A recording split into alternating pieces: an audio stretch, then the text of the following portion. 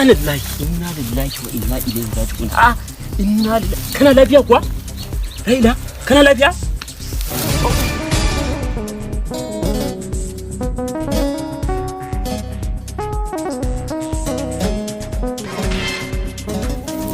Yawwa, na ji kamar yana magana. Me kake cewa ne? Ruwa. To bari mu gani. Kar ka damu. Za a samu maka ruwa.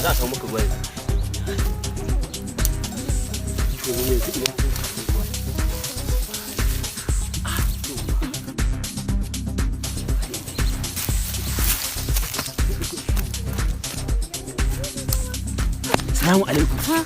Malam lafiya haka kawai muna tafiya ka zo ka sha gaban mu? Ruwa nake bukatan ku taimaka min da shi.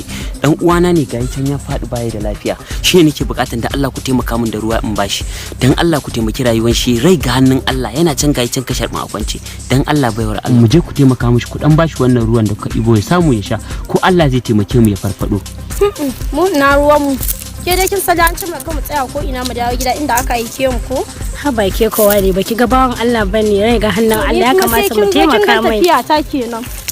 Dan Allah mu je ki taimaka min bayar Allah. Yauwa nagode.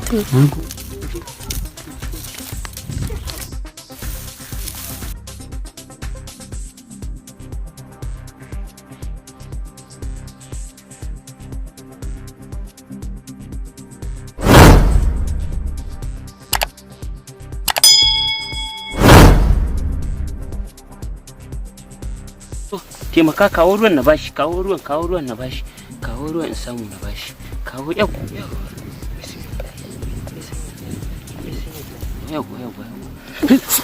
Subhanallah, zai wa inna ilaihi raji'un. Dan kutumar uwanki me ke nan gurin ne? Malam taimako take yi. Taimako. Dan uwanki na ce fito taimako ne? Na ta miki fito taimako ne, ina miki magana sai na taka miki kai a gurin. Haba bawan Allah, daga ta taimaka min.